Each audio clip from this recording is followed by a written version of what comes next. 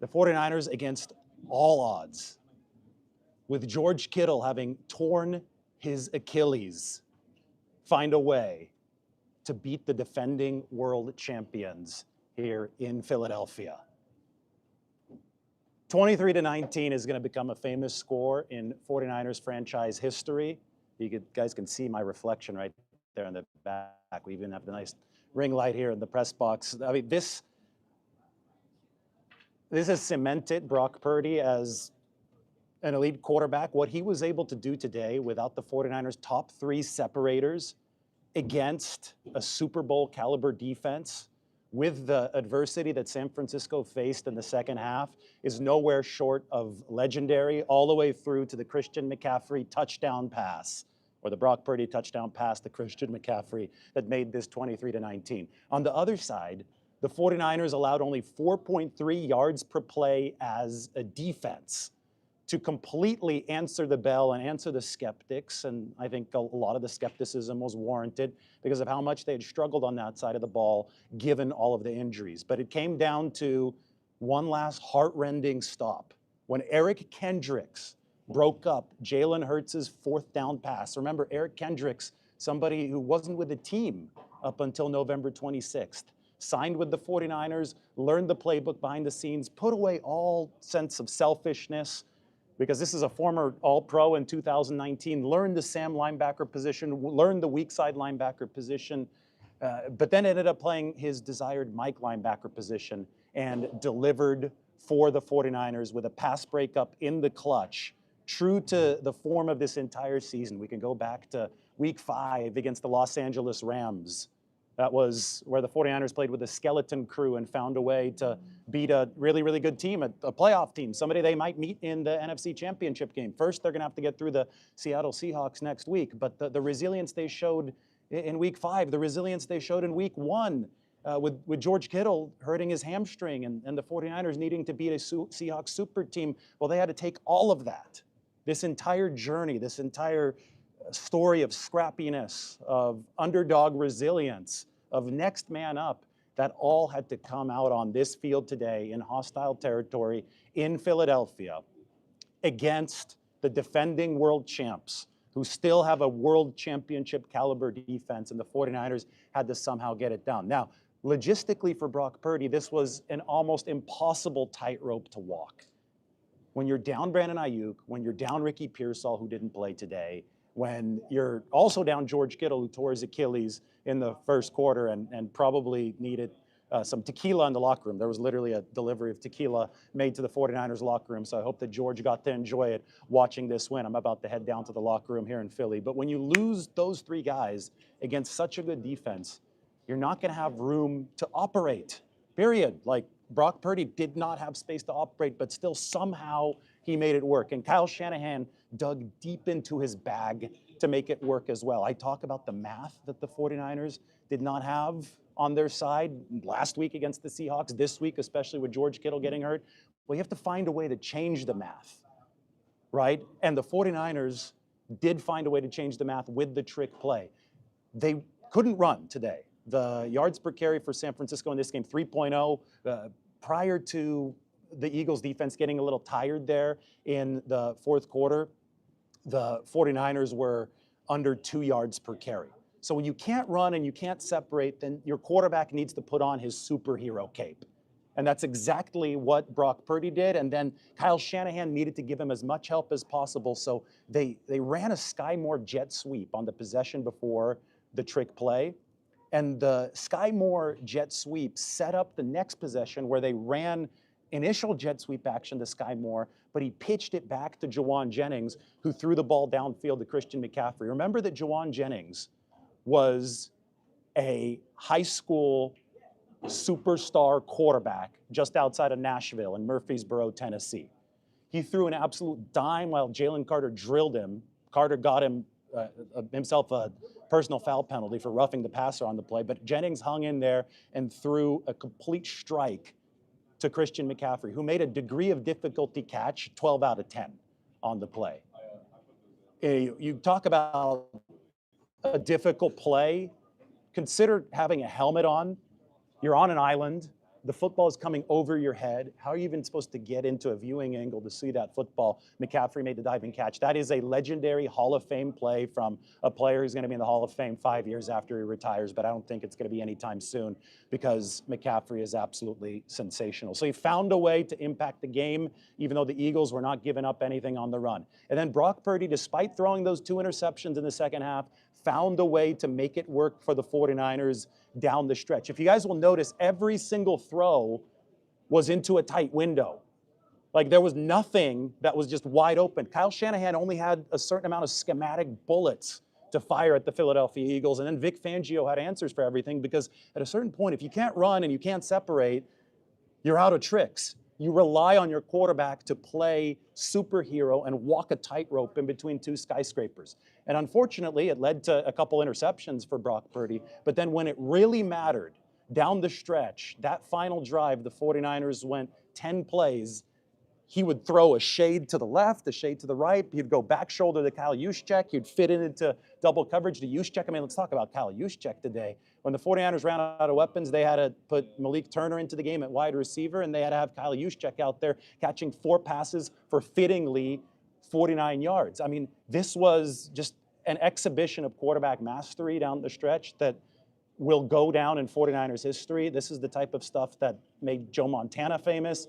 Steve Young obviously had his moments, but the precision with which Brock Purdy was playing down the stretch of this game with so little at his disposal, with no Jerry Rice out there, no Dwight Clark out there, that precision was absolutely remarkable and absolutely special. They ran for only 75 yards on this game. How about the way they got this started? You know, I talk about having to generate separation.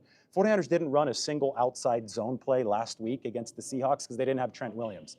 They came out and they ran outside zone on the first snap today. Unfortunately, the Eagles were ready to shut down every single outside zone attempt that the 49ers ran. The 49ers averaged -2 expected points per outside zone rush in this game, to give you an idea of how poorly it was going for the run game. But you've got to look at it deeper. The second play of the game, right after that outside zone run to the left to begin the game to Christian McCaffrey behind Trent Williams, the second play was the 60-plus yard completion to DeMarcus Robinson, who beat Quinyon Mitchell, who was, I think, a little bit too worried about running action looking into the 49ers backfield. So just the threat of the run set Kyle Shanahan up for his first schematic bullet, and that was a rather seldom used wide receiver, DeMarcus Robinson, a free agent added over the course of this offseason, ready to strike for the 49ers, put them right into scoring range. And then Robinson beat Quinyon Mitchell again for the opening touchdown. Then the Philadelphia Eagles got going offensively. I thought that the 26-yard run by Saquon Barkley at the very start of this game, the first drive, that probably was Diamado Lenoir's fault for cheating too far inside. The Eagles, despite all their offensive problems, are a team that is very, very good in the red zone. They led the league in red zone touchdown efficiency this season, and they marched down the field. They scored. They missed the extra point, which was a big, big miss of the extra point by Jake Elliott because the Eagles ended up losing by 4 points. That actually is what made them go for it there at the end of the game instead of settling for the tie.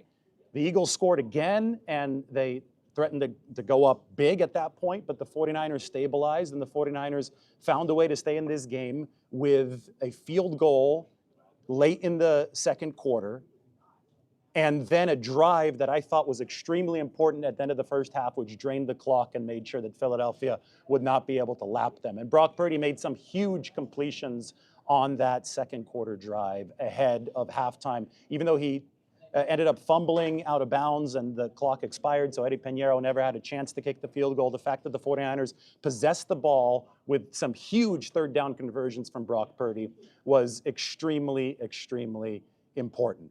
Then coming out of halftime, we saw the first Purdy interception, then we saw a punt, but then we saw a touchdown drive, which was the trick play. Kyle Shanahan realized Brock has nothing to work with here. Nobody's separating. The defensive line is in his lap. The run game isn't working. Kyle Shanahan dialed up one of the most legendary trick plays in 49ers history. You know, I liken it a lot to the trick play that the 49ers ran against LA in week 18 of 2021. And that was Jawan Jennings, Deebo Samuel special, wasn't it, back in 2021? That was something where they were running effectively, and they finally had to pull the trigger with a trick play throw off the run because the Rams had gotten sucked in. It was a similar type of, okay, the 49ers needed to change the math of the game kind of moment as in 2021 when they came down from 17-0 to the Rams. Similar type of idea, except different dynamics. They couldn't run today, so they had to create their separation elsewhere with those guys hurt, and that's where Kyle Shanahan dug deep into his bag. Meanwhile, the Eagles did not dig deep into their bag. They played this game exactly the way that the Philadelphia fans had feared. I mean, they don't like their offensive coordinator here, Kevin Patullo, and the Philadelphia Eagles completely just hit a wall offensively in the second half. They got stale. The 49ers defense got into attack mode. Robert Saleh, who didn't blitz early on a 3rd and 15 that Philadelphia picked up, and I was highly critical of him on that play. On other 3rd and longs, he either sent pressure or he bluffed pressure to really force Jalen Hurts to think twice about what he was seeing. I mean, Saleh started digging deep into his bag, and the young 49ers defenders started picking up confidence, and this whole thing just blossomed in front of our eyes the way that this season has blossomed in front of our eyes. You lose Nick Bosa, you lose Fred Warner, you lose Mykel Williams. You come into Philadelphia saying, okay, well, the season's already been a success because you've overcome all of that to get into the postseason. But the 49ers said, we don't care. We're going to go beat the defending world champions, and if we're going to do that, we're going to need offense to clutch up, even without its players, and we're going to need defense to clutch up, even without its players. And you go and you make a statement against the team that just destroyed Kansas City in the Super Bowl last year. For all the problems the Eagles have had this year, they came into this game healthy. They came into this game very healthy. And the 49ers came into this game decimated, and they got even more hurt, yet in true storybook fashion. I mean, they're going to make a movie about this season, and the 49ers can now oblige Hollywood by giving the movie a very fitting, epic ending. They're heading to Seattle next week, but already what the 49ers have done has overcome these insurmountable odds. If Jalen Hurts was operating without his top 2 receivers, without Dallas Goedert, without a defense, say Jalen Hurts had the number 24 ranked defense in the league, and guess that he had 3 of his top offensive weapons out, this game would have been an absolute blowout. Say if you put Brock Purdy on the Eagles today, right? If you put more competent play on Philadelphia with all those weapons, imagine how this game would have ended up. So I'm just trying to illustrate the type of slack that the 49ers have been able to pick up despite all of the tough luck this year. I mean, the 49ers have overcome injuries at a level that I don't think has been seen in NFL history before. That's why I say that this is historic. To be able to win this game 23-19, on top of that, they statistically controlled this game. The 49ers had 361 yards, the Eagles had 307. The 49ers averaged 6.2 per play, the Eagles averaged 4.3 per play. The 49ers were more explosive. The 49ers found a way to obviously score more points. That's why they won. They were able to overcome a loss in the turnover department because they were dealing with tight windows all game. So naturally, there was going to be a pick or two, and unfortunately, Brock Purdy did throw those. But they overcame all that to still win this game, not only by score, but also by stats against the defending Super Bowl champion.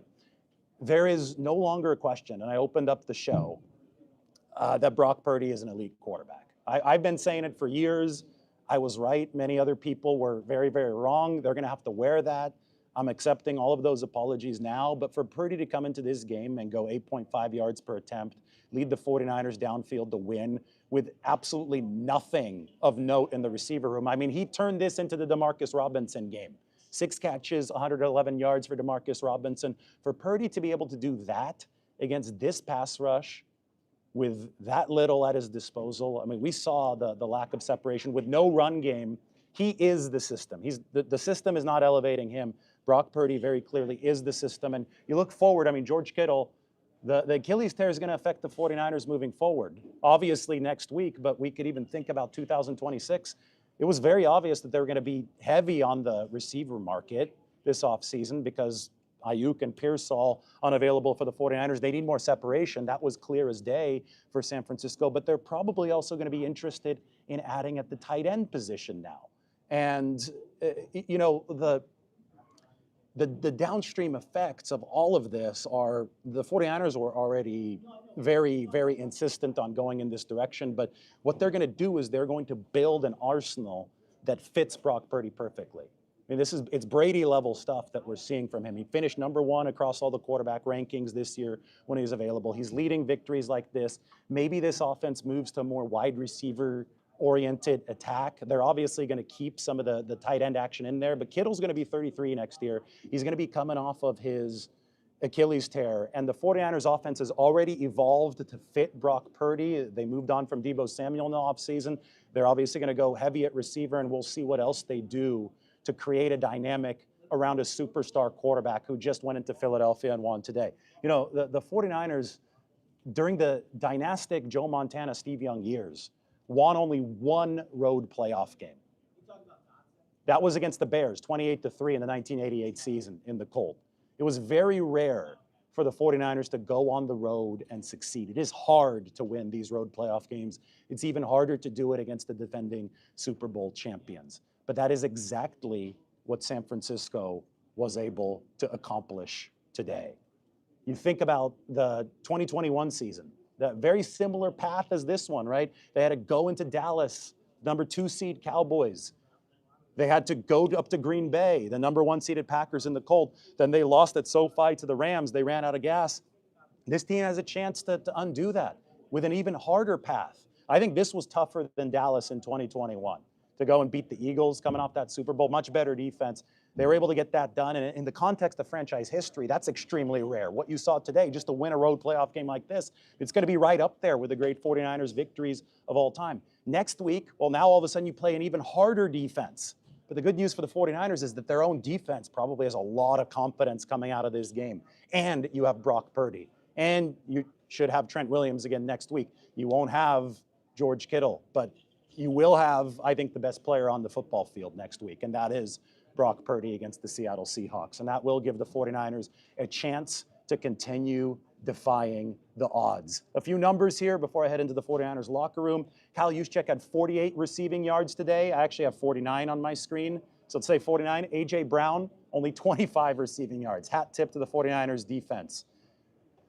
Juwan Jennings has 2 postseason touchdown passes. That's more than Derek Carr has in his career, because Jennings threw, when did he throw his other one? He threw one in week 18 against the Rams. Oh, he threw one in the Super Bowl, of course. Yeah, Juwan Jennings in the Super Bowl. Juwan Jennings today, epic play to Christian McCaffrey. All 3 NFC West teams are in the divisional playoffs. So 3 out of the 4 divisional teams in the NFC are from the NFC West. That is the greatest division in NFL history. 2 of them play next week, the 49ers and the Seahawks. And Eric Kendricks had 10 tackles, 2 for loss, and a pass breakup. Garrett Wallow had 11 tackles and a pass breakup. So for all the hand-wringing about the linebacker position, the 2 new linebackers, Eric Kendricks and Garrett Wallow, they're going to get some of the game balls for this game. So will Brock Purdy, so will DeMarcus Robinson, so will Christian McCaffrey, so will Juwan Jennings, so will the entire 49ers team. You just saw one of the most remarkable wins in NFL history, one of the most remarkable wins in franchise history by extension. Brock Purdy cement himself as a truly elite quarterback. He had already done that, but all the naysayers can get lost. You guys can go argue with a wall now because you're wrong. And you've seen the 49ers advance to play Seattle in the divisional round. All right, I'm headed down to the locker room. We'll talk to you guys very soon.